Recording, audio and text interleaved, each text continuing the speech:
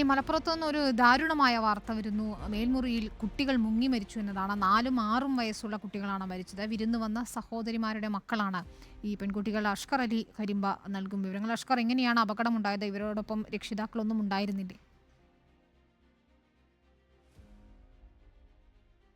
വിനിത, എങ്ങനെയാണ് അപകടം സംഭവിച്ചെന്നുള്ള കാര്യത്തിലുള്ള വ്യക്തതയില്ല. ഇന്ന് വൈകുന്നേരത്തോടെയാണ് സംഭവം. മലപ്പുറം കൊണ്ടോട്ടി പുളിക്കൽ സ്വദേശി ഷെരീഫിന്റെ മകൾ റഷീദ, അതുപോലെ തന്നെ മലപ്പുറം പൂക്കോട്ടുംപാട സ്വദേശി ജംഷീറിന്റെ മകൾ ദിയ ഫാത്തിമ എന്ന 9 വയസ്സുകാരി, ഇങ്ങനെ 8ഉം 9ഉം വയസ്സുള്ള 2 പെൺകുട്ടികളാണ് മരിച്ചിരിക്കുന്നത്. മരിച്ച 2 പേരും സഹോദരിമാരുടെ മക്കളാണ്. ഇവരെ സഹോദരിമാരുടെ കുടുംബത്തിൽ തന്നെ അവരുടെ സഹോദരന്റെ നിക്കാഹിന് വേണ്ടി ഒരു വിവാഹത്തിനുമായി ബന്ധപ്പെട്ടുകൊണ്ടാണ് ഇവർ മലപ്പുറം ആലത്തൂർ പടിയിലേക്ക് എത്തിയത്. ആലത്തൂർ പടി 27ലുള്ള ഒരു കോറിയിലാണ് ഇത്തരത്തിൽ അപകടം ഉണ്ടാകുന്നത്. ഇവരെ ഏറെ തന്നെ കാണാതായതിനെ തുടർന്ന് നടത്തിയ പരിശോധനയിലാണ് പിന്നീട് കോറിൽ നിന്നും ഇരുവരും കണ്ടെത്തുന്നത്. തുടർന്ന് ആദ്യം തന്നെ ഇവരെ മലപ്പുറം ടൗണിലുള്ള ഒരു സ്വകാര്യ ആശുപത്രിയിലും പിന്നീട്